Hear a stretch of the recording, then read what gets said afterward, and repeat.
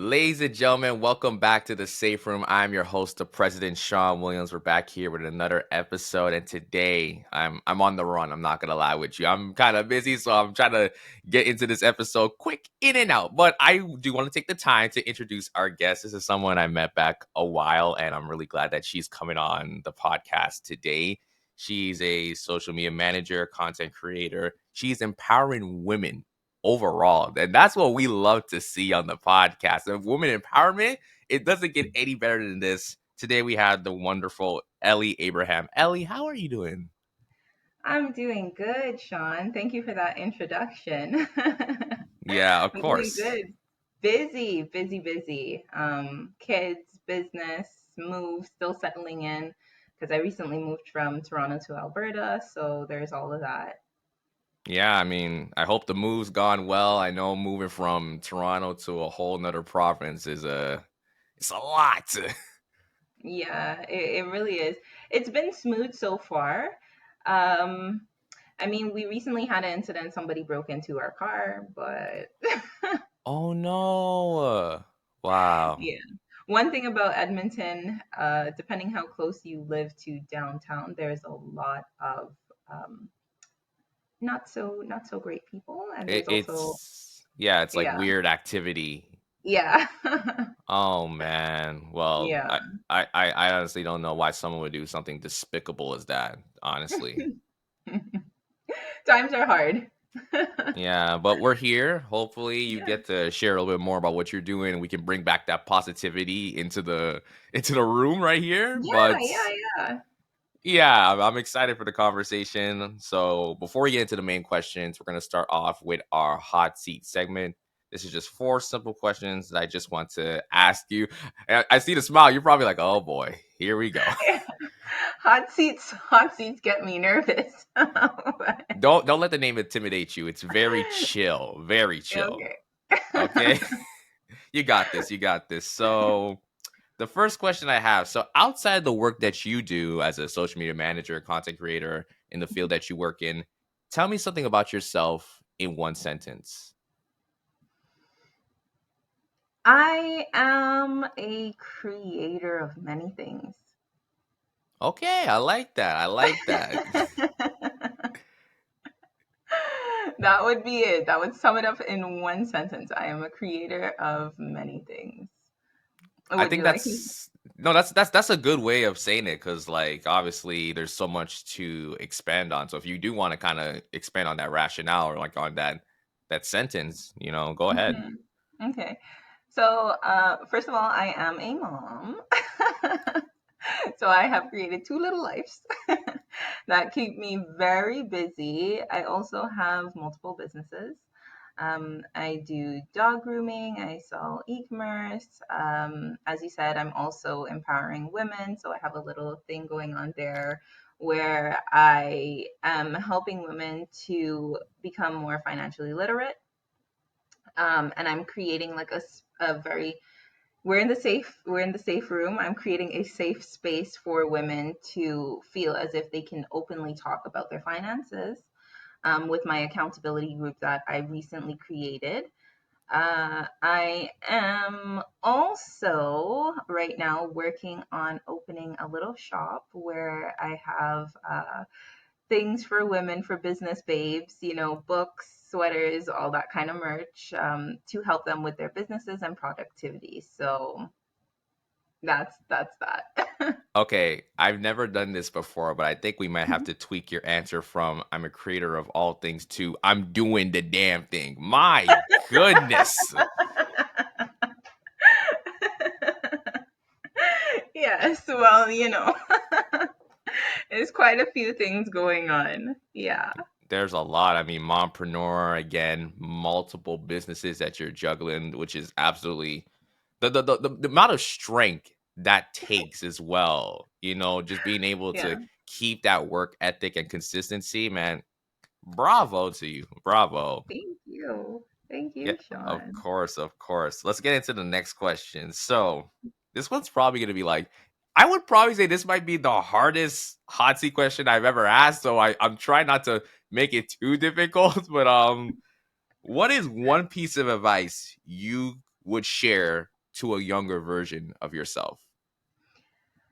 Ooh, a younger version to myself. The advice that spins, and I tell my young girls on my TikTok, is to not dim your light for other people. Throughout my life, I have found that I'm a very confident person. I do what I have to do. I'm easy to make friends with people. Shon, I think you can attest to that, like, um, but that intimidates a lot of people. And because of that intimidation, I have found myself in situations where I have dimmed me so that I can fit in other people's, space. And it has never done me any good. So the advice I would give to my younger self is not to dim your light for anyone and just do you, big and bold. I love it. I absolutely Yeah. love it. It's just so true because, especially for entrepreneurs, we always have that conversation with ourselves saying, I don't know, man. Like, yes, my business is progressing. I'm seeing some growth, but at the same time, like, we always hold a very high standard. And I get it. We always Hmm. want to think big. I have big dreams. I have big goals that I want to do, but it's also good to take a moment to just appreciate some of the small wins or even just like what you're doing right now. Even if it's like, I didn't get the chance to finish this one major task, but let's say I did like a portion of what I needed to do, then celebrate that. Honestly, Hmm. there are so much things that I am so behind on right now. If I told you this, guys, it'd be a whole podcast episode itself. But honestly, for me, like I could sit here and say, you know what? I got the chance to, edit one video, or I got to Yeah. have 30 minutes to just kind of do what I need to do for like graphic designing or like just meeting with a client or having a conversation, like this is something that you should appreciate. It's not something that you just look at and say, I don't know, like, is this really important? Like, no, like, big up yourself. I totally agree. Yeah. Yeah, definitely. More people need to celebrate them and celebrate, the things that you're doing, who you are. And I think that if that intimidates some people, then that's okay. They're probably not your people. you know? Like the people who you're supposed to be surrounded by, they will celebrate you. They will encourage you to continue to shine and do what it is that you're doing. So, yeah. Definitely. Absolutely. Okay. So, the next question I have for you, an Mhm. interesting fact that you rarely share about yourself. An interesting fact that I rarely share about myself. Hmm. I'm thinking. Interesting. Now, when we say interesting, is this interesting to other people or is this interesting to me alone? Like, I mean, like, whatever's interesting, just like share it. Listen, a lot of people are stumped at this question too. So, I'm extremely flexible. okay. Okay. Yeah. Yeah, I'm extremely flexible and I don't share that a lot. I guess it's because like it's just one of those things that if you're in person with me, that's when you'll notice it. Um, I wanted to do gymnastics when I was younger, but we never Okay. signed me up for it. So I kind of just like went into like doing yoga, Pilates, and kept up with maintaining that flexibility. So yeah.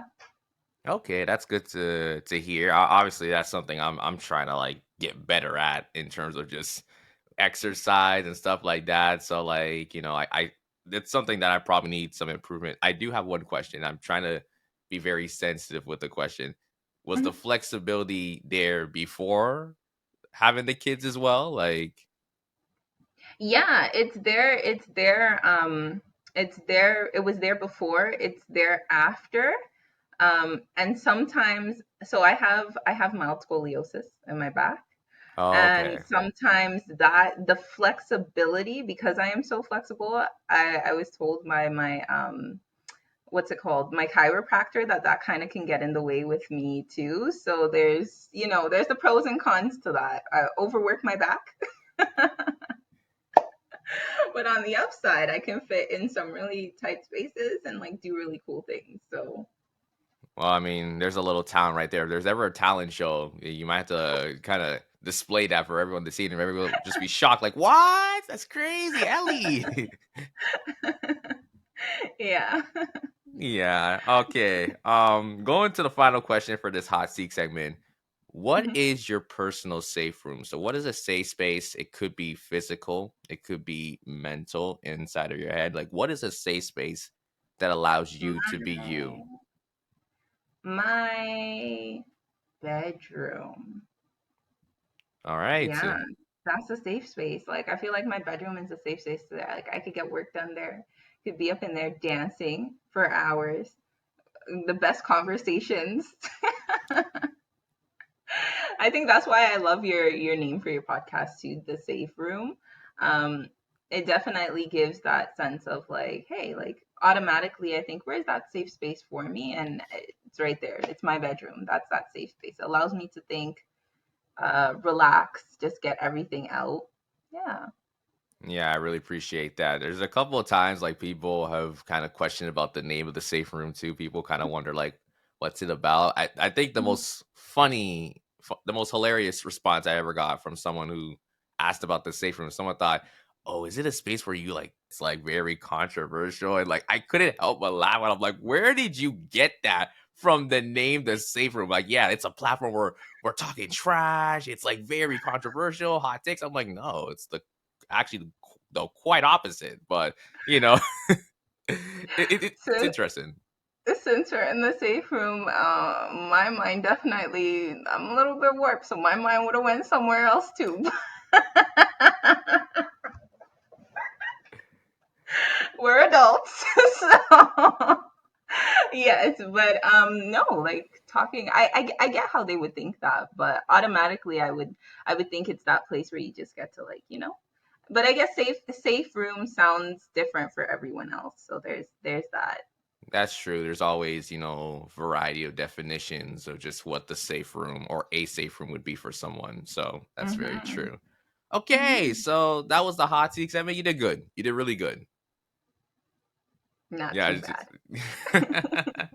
okay, so now let's get into your backstory. This is where the main questions come in.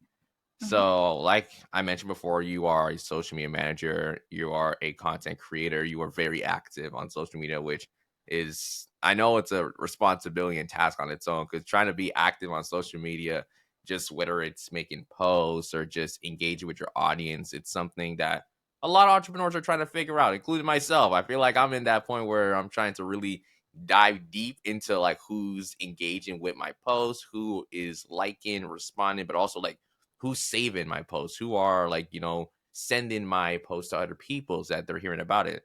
But I want you to tell me a story where you found a gem within social media management and Hmm. how it translated into an opportunity where you said, okay, you know what? I think this is something I actually want to do like full time or like moving forward within my business. Hmm. Now, I just want you to explain a little bit more on the word gem. When you say gem, I know people use it in different ways. But what do you mean specifically by gem? If you could give me like an example. Yeah, so like I'll even do this for me. So Mm-hmm. when it came to podcasting, I kind of define a gem as like, like a moment in my Mm-hmm. definition. So like it was one Mm-hmm. particular moment where I actually got the chance to host a podcast during my university days called Negative Balance. And it was from that moment I realized, wait a minute, I'm actually really good at like having these conversations like on the mic. I'm like, wait a minute, maybe it's just something that's like steered me into a certain direction. And then Mm-hmm. a couple years later, that's where I started to have thoughts of having a podcast and saying, you know what?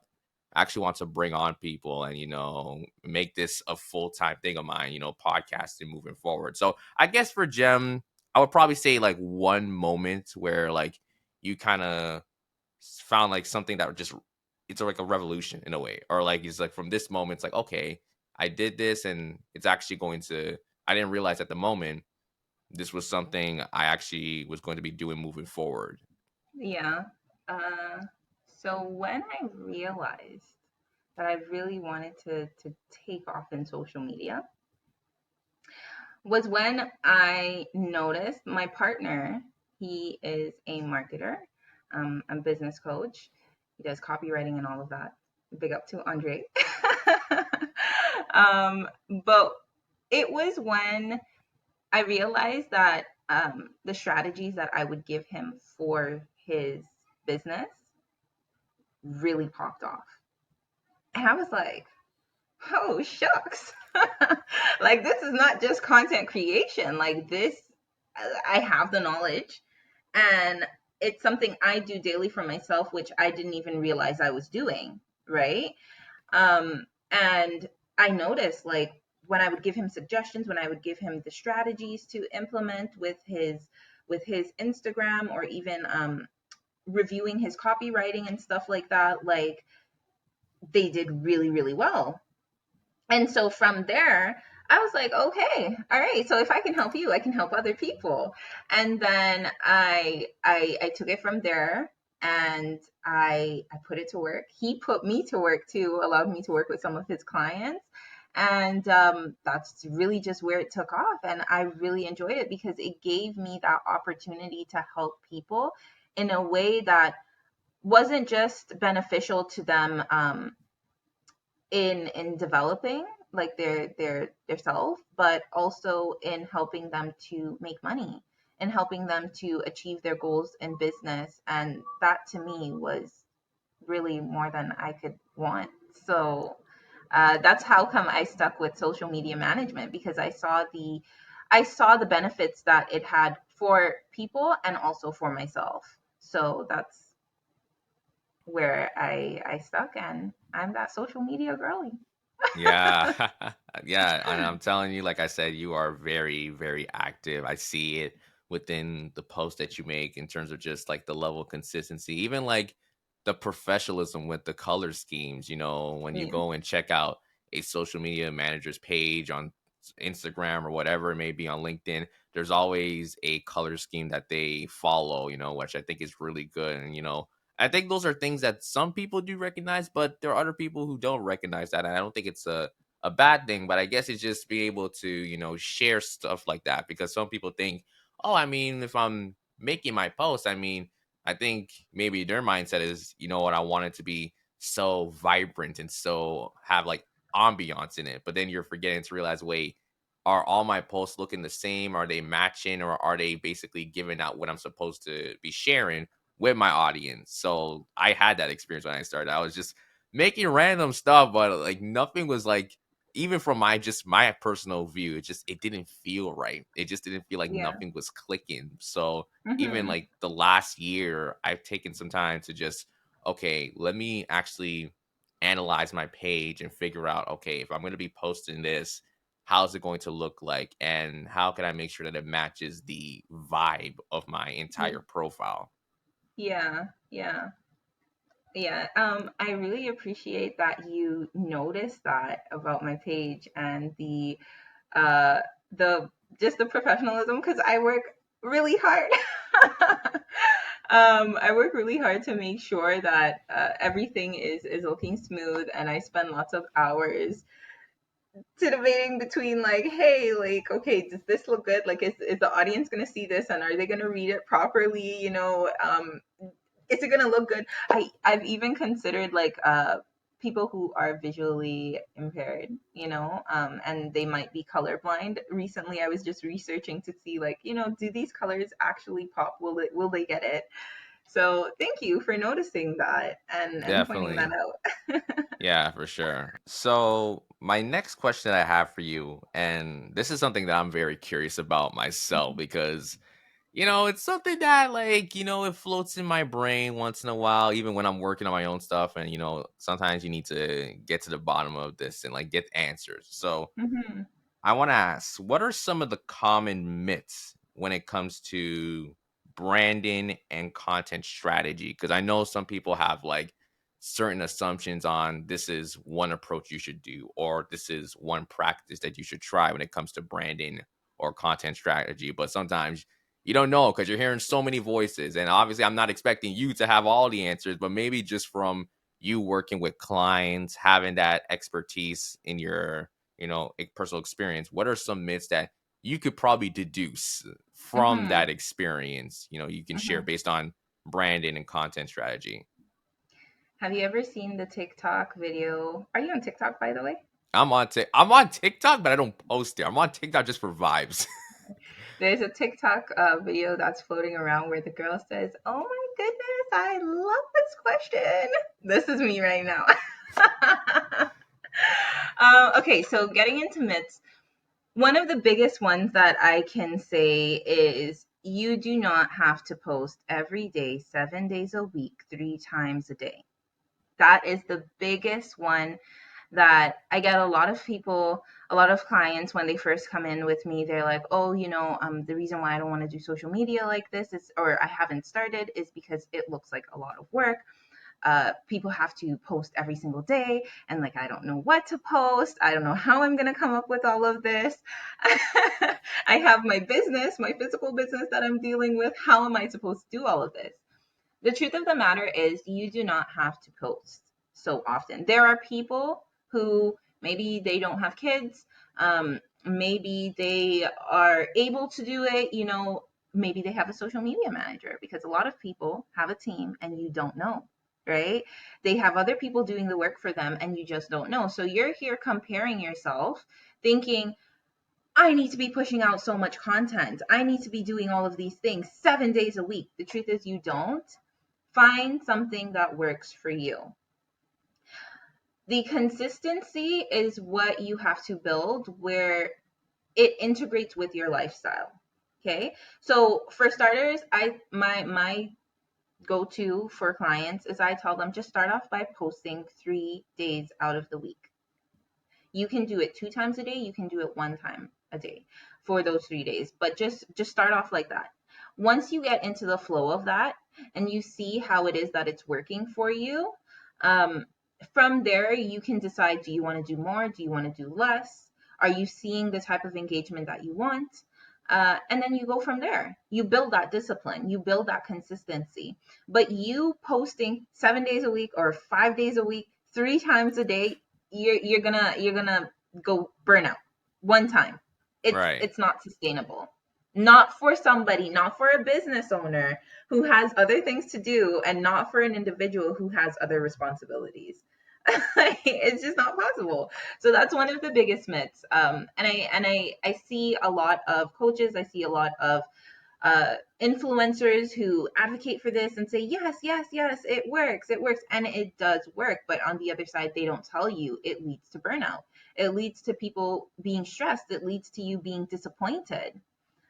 So you have to give yourself, you have to be real with yourself, and you have to give yourself the time to build up to that frequency, if that is what you want to do, right? Right, right. That makes sense. So I have a follow question. So Mm-hmm, obviously you did mention that if you are posting like every day, you're gonna get that burnout.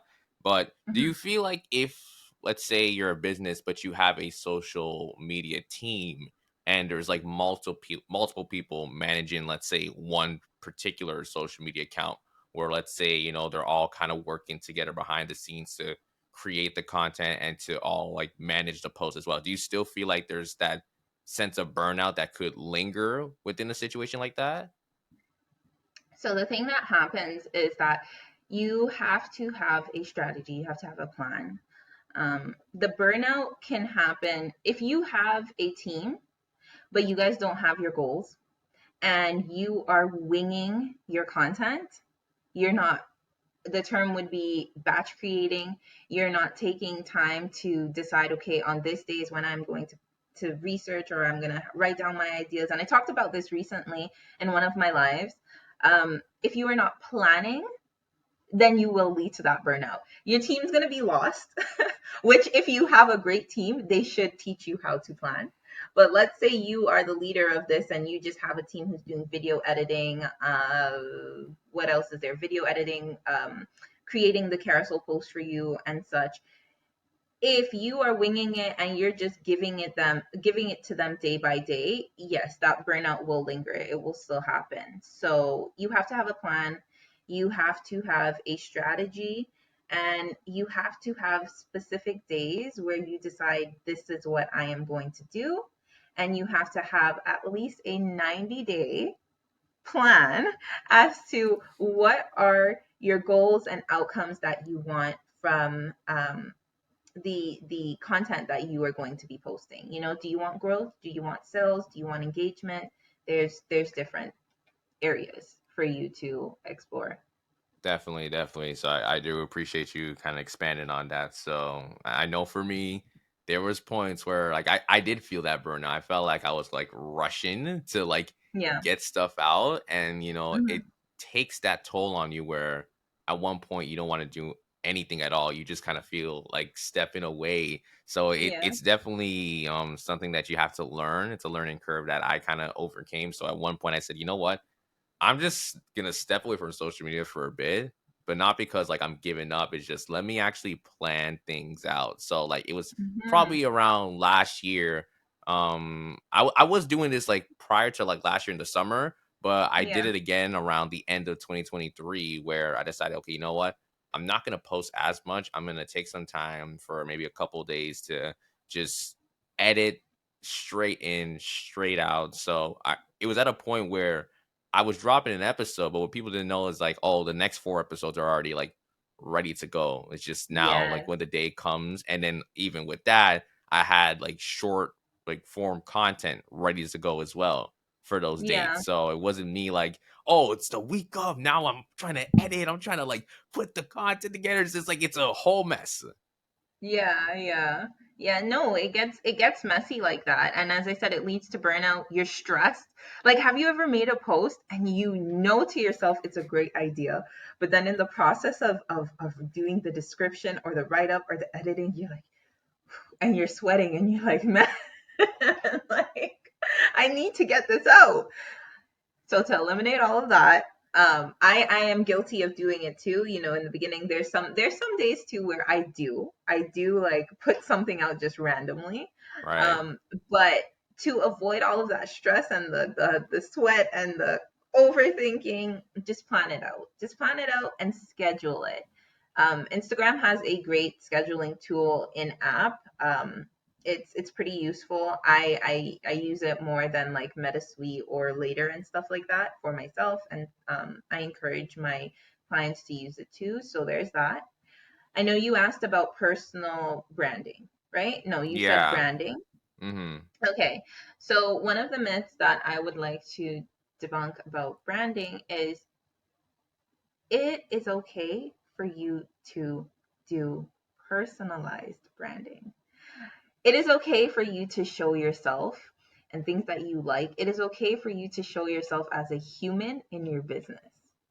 When you think of it, when you go into I don't like the term small business, but it is what it is. When you go into a place of business, okay, and if you were to meet the owner, what is it that makes you connect with the business?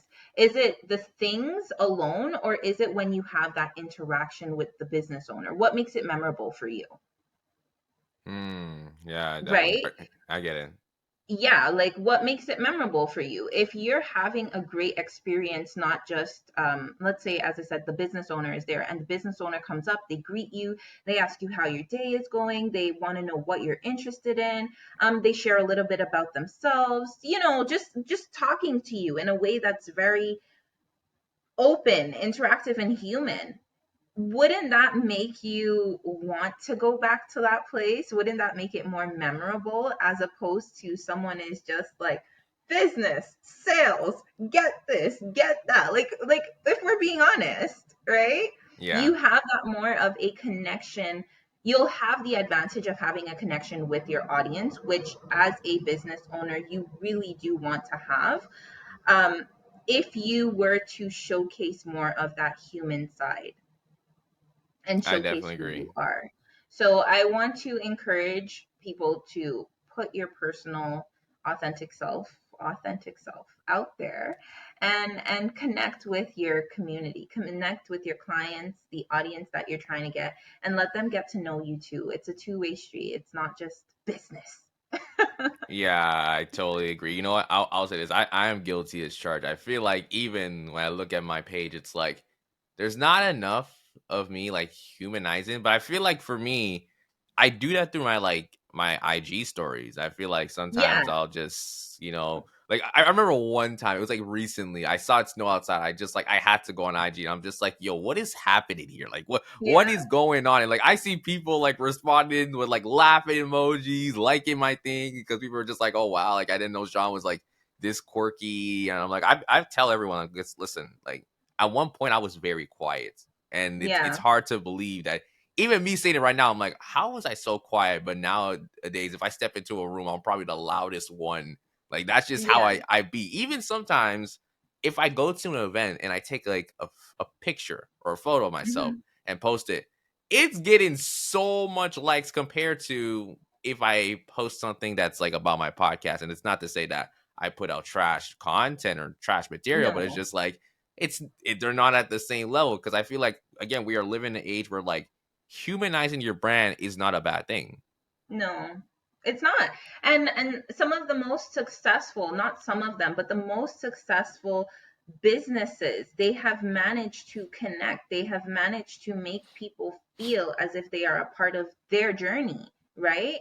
And they have successfully made it so that their community feels as if they are a part of the mission because they they don't need to know everything about you, but they at least somewhat know you enough to be like, this is why I support this business.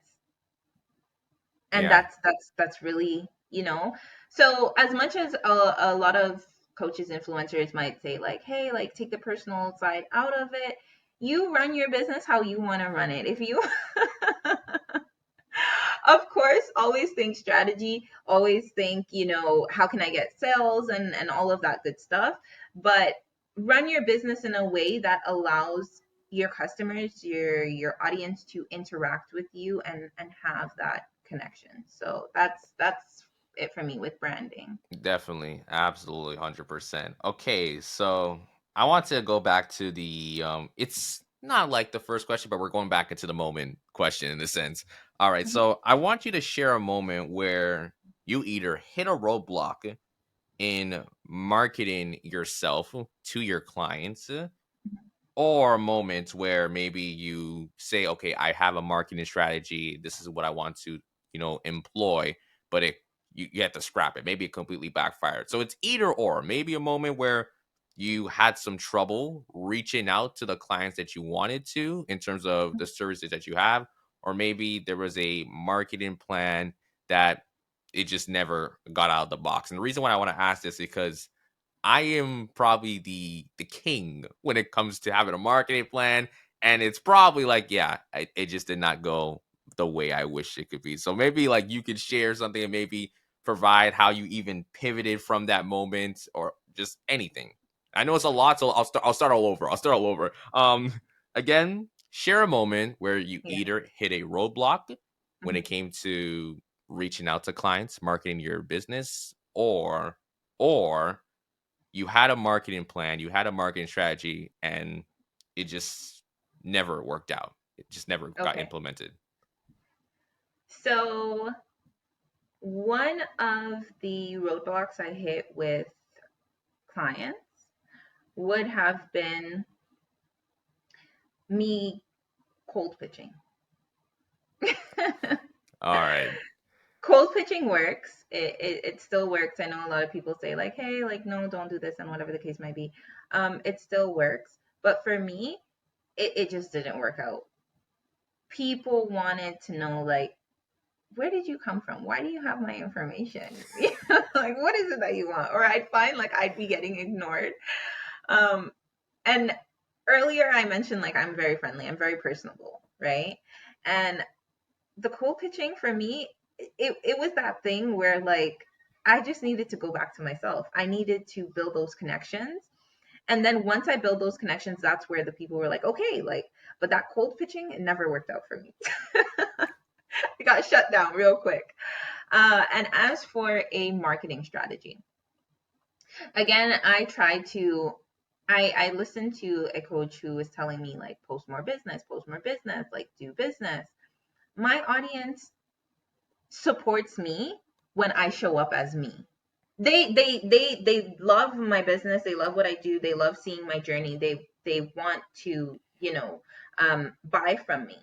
But they didn't like me shoving business down their throat all of the time. I noticed personally, you talked about showing up in your stories and we talked about consistency. Yes, show up in your stories, show up in your business where you can best. I noticed for me with my stories, when I was just posting business, business, business, there was a decline. Nobody cared. They didn't want to watch that. They were, what is this? Like, this is not Ellie. This is not what we came here for. And even if we knew she was pivoting into more business, like, we miss you, right? And so I noticed once I started showing my face, once I started doing my lives again, once I started um, having something to say with my business, my views skyrocketed. People were inquiring again, like, so that for me was I had to scrap the whole, oh, this is just going to be solely a business account. And I had to bring it back where this is business and it's personal. And that's where I saw, like, for me, my marketing strategy works best is where I can balance personal and business, um, and tend to my audience like in that way. So the whole business was just it was not for me.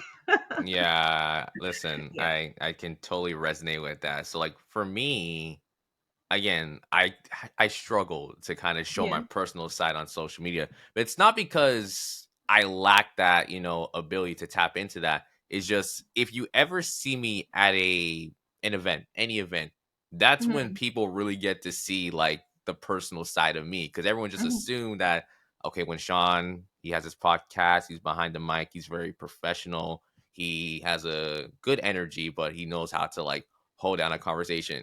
If you Hmm. ever see me in person, especially nowadays, anytime I'm going to like an event where like I see a bunch of like entrepreneurs, in all due respect, if you come up to me and the first thing you tell me is, so what is your business? Get out my face. I don't want to hear none of that, bro. I'm like, listen, I want to know, like, yo, are you tapping into like the new Kendrick Lamar album? Like what's going on? Like, how's life? Are you doing any hobbies? Like, I'm really trying to like just have a good time, and people can see that too. When I show up, I'm just like very uppity. I'm like, all right, let's do this, and like, sometimes I'll be joking. Like one time, I went to this event. I won't say anything. I won't say the event because I Hmm. don't want them to come after me and blast me. But let's just say there was some food left over, and I was like, yo, is anyone gonna take that? Is anyone gonna take that? Like please, like, give me a to go bag, and like I'll just be gone. So like, I'm very like just out of control when it comes to like in person events. So socially wise, I'm trying to do better like on social media of Hmm. exuding that same energy, and I think I might Yeah. start doing that on my story, just being like, yo guys, I'm hopping on, nothing too serious, but it's just like, can anyone just help me, like, get in contact with this person? Or maybe better yet, like, yo, tell me what you think about this. I read this on Twitter. Like, yo, how are y'all feeling? And one thing I really like Hmm. about your post, Ellie, is I think it's every day you do like, how are we feeling? Or like, what is your mood? And like, I see some of the options and I'm like, they're so random some point. It's like, okay, sometimes I'll be like, okay, how are you feeling? I'm feeling great. I'm feeling fantastic. And then there's other times it's like, I don't know, I'm eating ice cream or everything like that. Like I don't know. Like that's what I like about it. It's like different in a way. Yeah, no, I appreciate you saying that. My partner and I, we had started this thing called the Gratitude Family before, and we're still kind of like figuring out how we're going to go about it. But one of the things that I realized, and both of us came to the conclusion with, was like people don't people aren't as grateful, or they don't remember to be as grateful for things as they should be, and we should incorporate it more into our lives. So that's really how that came about. Like, I have a sticker every day where I'm like, hey, like, what are you grateful for? And it is very random, because I try to think of like different scenarios where, or different audiences, like what would these people be grateful for. um and that's really the strategy, to incorporate my personal side, but then get that engagement with my audience. See that? So yeah, I appreciate you pointing that out. But yeah, like, definitely, I think it's really important as a business owner for you to know, especially on social media, that even though it's social media, you have to treat it like you're an in-person business too. You know, try to find a way to make it like that in-person business too. And don't overthink it. A lot of entrepreneurs, when they first start out on social media, they're overthinking and they're comparing. Don't compare yourself to anyone. Just do you. uh if you ever needed like strategies and stuff like that, yes, do your research. Okay, don't just go out here and posting willy-nilly. But do what feels good for you, do what feels good to your audience, and you will see success. Definitely, definitely. Okay, so next question I have, and we're going to go a little bit deeper into your business. So, how Mhm. has creating your services allowed you to empower women entrepreneurs and for helping them to upscale their businesses and also, experience financial growth in their business as well? Because I know, again, you have a lot of stuff going on. So I Mhm. do want to like shine a light on that in terms of just how is it creating these types of services or like creating these products, whatever it may be, to help female entrepreneurs, have that upscale in their business and also experience financial growth as well.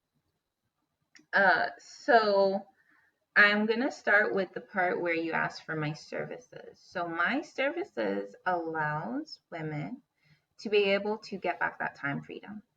As I just said, a lot of entrepreneurs, a lot of moms and young women who maybe are juggling school and work, now you have to come online and you have to think like, what do I have to post? Shucks, like I need to get this content out. I help you get back that time, or I wouldn't even say get back that time, but give you time to do something that you need to actually focus on. That is how my service helps you. I deal with the content strategy, the ideals, and all you have to do is just be yourself or follow the instructions, and I do the rest. So you can go back to studying for school. You can go work and know to yourself that like, hey, my posts are going to be scheduled. I don't have to worry about any of that. My engagement is going to be taken care of because I don't need to worry about like responding to comments because Ellie has that. And if anything, like she's going to notify me. So that's really what it is. I like to say that I help you online so you can thrive in real life and focus on the things that you need to focus on. When it comes to helping their business financially, I have quite a few posts about social media on a budget. People think that social media is expensive, and marketing can definitely get expensive. However, if you learn how to market correctly, if you learn what it is that your audience likes, if you learn how to show up and talk, you and like really get your brand across to your audience, they do the selling for you. They do the work for you. Because you could spend thousands of dollars on marketing, on ads, doing all of this, but that organic growth, the organic sales engagement, all of that comes from you having a strong community. um, we have all seen posts where somebody posts something and it's very controversial or it's very it's very trendy, and there's thousands of shares. They didn't pay for those shares. We are the ones, the consumers, who are sharing it, right? So I help women to figure out like, hey, like how can you create something in your business where it's going to grow your community and you don't necessarily have to spend thousands of dollars in your marketing, right? At least not for first. I also help you to find ways that are very budget friendly. So let's say you don't have a big amount of money to spend, where you can just, as I said, market. You can create your content, and you can know, okay, this cost what, and you can budget that into your regular daily life expenses. So there's that. That's the way. And then your last question, because this one was very packed too. Um, What I was I think that probably was it. Actually, I that think. was it for the Yeah, finances? yeah. Yeah. So that's really how I help. I help you to have that financial literacy when it comes to budgeting and finding out the prices and figuring out all of that. When it comes to sales, I am working on sales myself. I don't teach or broadcast anything that I'm not great in as yet. So when it comes to monetizing your content, I am still currently working on that. So once I have that down, Shon, you will be seeing it on my page. But right now, I'm more growing your community and helping you with that financial literacy, and budgeting for your marketing or your content. So, That's good to hear. I think there was a recent post that you shared where you kind of did detail like different, ways where you can, post, market, and you don't have to spend money on. tons You of don't have money. to, yeah, you don't have to go crazy. I'm trying to like scroll down and see if I can, like, I'm literally searching. Here it is. So it's like a budget friendly social media resources for business growth. So again, Yes. there's different things that you can try out and different things that you can access that allow you to, again, just, you don't have to spend money, you don't have to go Yeah. crazy, you don't have to Yeah. break the bank. Yeah, yeah. You don't have to, and I believe it was Gary V talking about Mr. Beast, when he was talking about his marketing. Now, obviously, these people have money, right? But at at first, like it's not even at first, they have realized that all you have to do is get attention and the marketing does itself. Like literally that, and you see that with comedians. Shon, you see that with yourself too. I would think that you would see it too with yourself. Like if you can get people's attention and tie that in with them liking you, your marketing is taken care of. Hmm. Like, and you do a wonderful job with that attention because you always have very interesting guests on your podcast, right? You have people who people want to listen to. You have people who are giving value and information. And I would say like that definitely, I could see how it helps your marketing too, right? Where it's like you don't necessarily have to spend a big budget into marketing because consumers naturally want to listen to what your guests have to say and what you have to say. And we take it upon ourselves to now share your content, to now go download your episodes and listen. So, you know. Yeah, yeah, I do appreciate that. So it's something that, again, for a lot of people, the best way I feel if you're able to market well is when you have your own marketing team in your Mhm, audience where they're just pushing out the content, and then next thing you know, you're mhm, starting to wonder like, wait, I have a new follower, but it's like I've never met this person in my life. Like who mhm. are they? It's like, oh, I was Mhm. referred from a friend who is a friend of another person who says that they're following you, and that's how I found your page. So it Yeah, happens. yeah. The last thing, if I can, Sean, towards this is I want to encourage people to put out the content because you never know what is going to hit. You never know what's going to resonate. Like as much as their strategy and everything, just put out the content and test to see what works. And once you see what works, make more content like that. Yeah. Yeah, yeah, That's the best yeah. strategy for sure, for Mhm, sure. Okay, I do have one more thing I want to do before we wrap things up, and mhm, it's a little activity portion of the mhm, podcast that we like to implement. So, I know we were talking before, and I mhm, think you mentioned something about a social media checklist. mhm, So I would love for you to kind of break down what does this checklist kind of symbolize, because for myself I could always use like an extra resource, something that allows me to improve in my social media skills, my marketing skills, whatever it may be. Because and also for people who assume that this conversation is only exclusive to a particular individual who's reached a certain amount of years of experience. This is for anyone. If Mm-hmm. you're started in, if you're 10 years deep, we're not all Mm-hmm. perfect. We're all students of the game. This conversation is for everyone. So even for myself, when you said social media checklist, my eyes open up like, oh, hold on, I'm a little intrigued about what this could possibly entail. So perhaps you can go into detail about this social media checklist, kind of break down like what's on the checklist for people to probably take away for themselves, perhaps. Yeah. Okay, give me 1 second. I just want to pull it up. Okay, no problem, no problem. Okay, hold on. Yeah, it's always I'm a big planner, so it's always good to have your checklist with you. And I haven't put this out as yet. It Oh, so it's an if sneak peek in a way. Yeah, it's a sneak peek because Sean, if you notice, I am doing a bit of work on my page right now. I recently changed my name and such, so there's yes, it's a little sneak peek. It's exclusive right now if you listen. There you go, there you go. uh,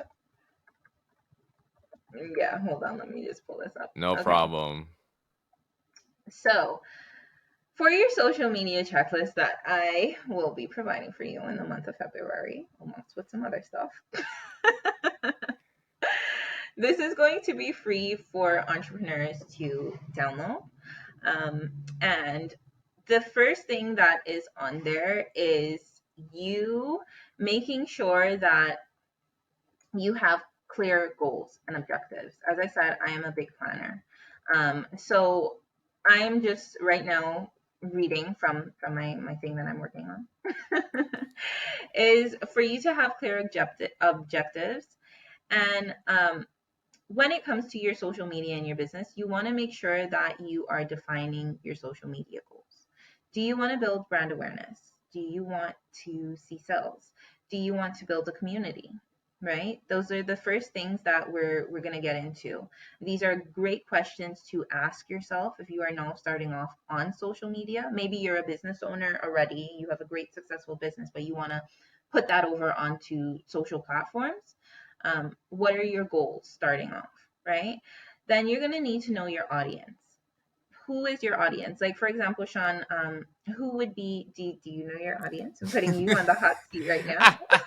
My audience, it's 24 to 39, consists of entrepreneurs, business owners, and I like how you did expand on like what are your social media goals. I'm trying to build a community with Mm-hmm. my platform, with my profile, but I'm also looking to build brand awareness. And I'll say this before I'll let you speak again. There's a lot of things happening behind the scenes, guys. So like I Yeah. want to share, but I'm gonna keep it on the wraps. But I'm gonna let Ellie get back into her tutorial Yeah. with the checklist. Yeah. So after you set your objectives and something very well known in social media management, KPIs, right? That's your key performance indicators. You are going to research and make sure that you know your audience. You know, what are your demographics? Sean just said is 18 to 24. 24 to 39. 24 to 39, Yeah. sorry. You know, are they female, are they males, are they entrepreneurs, what are the things that they like, what are the things that they dislike, why do they come to you? Then the next thing you are going to know is platform selection. Which platform do you want to be on? Sean, I believe you were on my live when I was talking about this. Is everyone's going to tell you like be here, be there, and you're running around trying to be everywhere. No, choose which one you can show up best on and that you feel comfortable being on and where your audience is. So if you are a big professional corporate, you might want to be on LinkedIn, you might want to be more so on Facebook, right? These are where like the demographics for very very corporate people are. um, and if you are going towards a younger audience, you might want to consider going on Instagram, TikTok. Sean, hint, hint, I recommend you start up TikTok. Okay. I am when I say like TikTok is one of those things. It's like my Achilles heel. It's like I'm gonna get started, but then it's just like nah. Like I definitely need to take some time to do TikTok for You sure. can do it. And if you ever need any help, I'm right here. And then from there, you're going to think about, okay, these are all planning. These are all beforehand for starting off your checklist, right? Then you're going to create, you're going to sign up for the platforms and you're going to start creating content. And that's where profile optimization comes in. You're going to want to make sure, okay, who are you? What are you aligning yourself with? Does it actually showcase what your business is or who you are? Let's say you're not a business, so you're influencer, art, whatever. Does it showcase that? And then optimize your page or your platform to that. And then you're going to get into content strategy.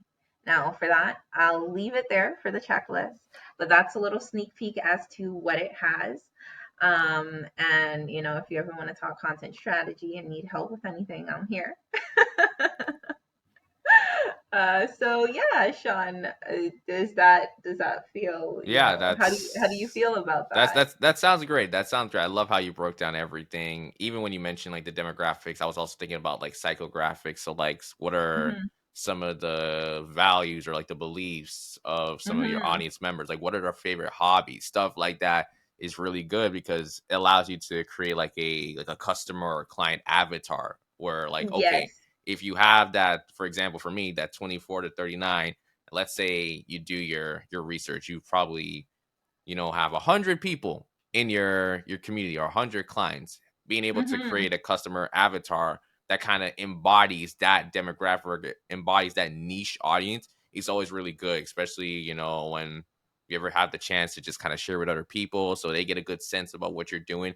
And this is also for any entrepreneur. If you're ever doing any pitching contests, those come clutch. If you have a customer avatar, they like stuff like that because it lets you know, like, Yeah. oh, you really understand your audience. So I'm actually in the Yeah. process right now of doing my own market research, really taking the time to, reach out to my audience, reach out to people I've worked with as clients, people who have come on the podcast. So Ellie, I'm gonna have to reach out to you afterwards and we're gonna have to schedule a little one-on-one, but I'm definitely working Yeah. on things like that. But again, it goes to show that, for social media, you want to make sure that you're still staying professional. But like Ellie mentioned before, you want to show that personal side. You don't want it to be where it's just business, business, business, business. It's gonna feel dry and dull at one point.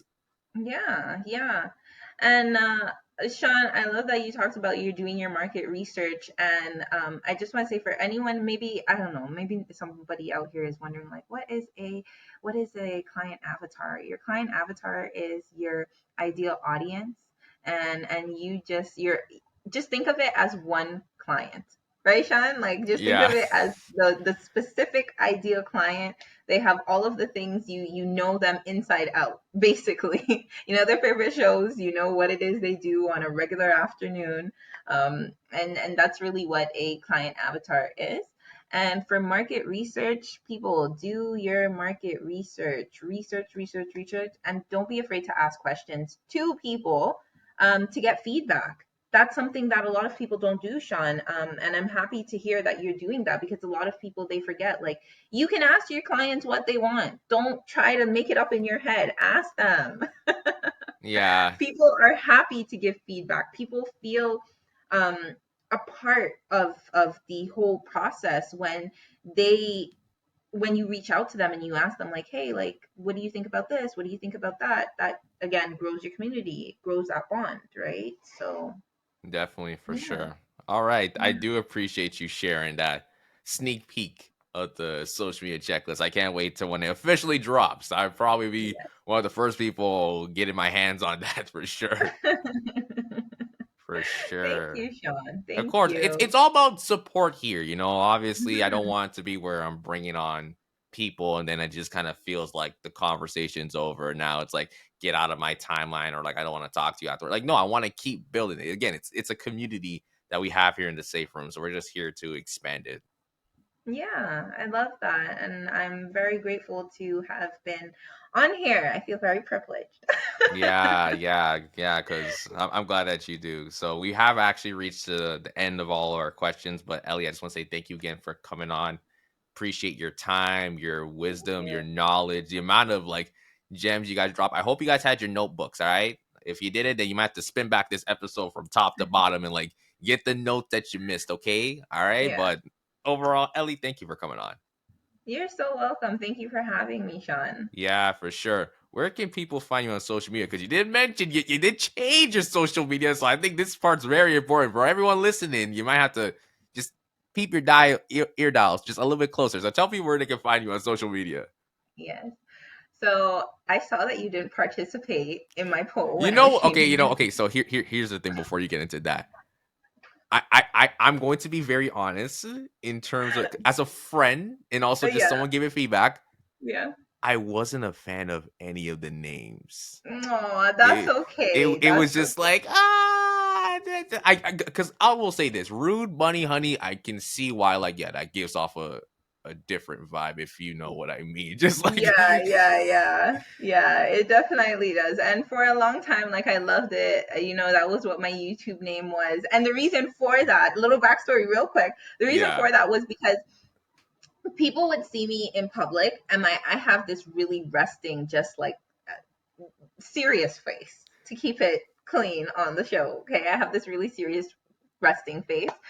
And then when people would approach me and I would start smiling and doing all, they'd be like, holy, like you're actually so sweet. My middle name is Honey. So it was like my best friend previously, she's like, why don't you just call yourself Rude Bunny Honey? And that's how that came about. But for business and whatnot, I decided like, all right, cool. So you can find me recently updated from Rude Bunny Honey to Socially Ellie. It has a nice ring to it. It's grown on me. It's one of those things where like I don't know, but like the more I see it, I'm like, all right, actually, it's actually solid. It's solid. Yeah, it has a nice ring to it. So you can find me on Instagram at Socially Ellie. And really and truly, that's where I am mostly active. If you are a young woman, you're looking for lifestyle, social media, and business tips, or just like places to go, you can follow me on TikTok. I haven't changed my name as yet, so that is still Rude Bunny Honey. And we can interact there. Have a good time. Okay, perfect, Ellie. Thank you so much. And thank you to everyone listening to the Safe Room podcast this week.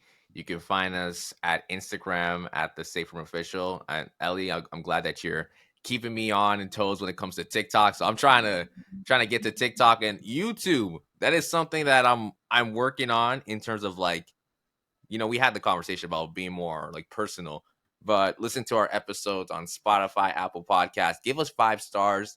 It helps so much. You could get that traction. Leave a review. Let me know what you guys think about these episodes. Listen, I've done over 115 episodes. I feel now it's irrefusable. I need to hear the reviews. I need to hear from the people, my people. Come Mm-hmm. on. Mm-hmm. So yeah, I'm gonna leave it at that because I gotta go. I have an event I'm about to head out to. So you might see it on my story later on. So who knows? But thank you again to Ellie for coming on the podcast, and we'll see you guys next time. See you next time.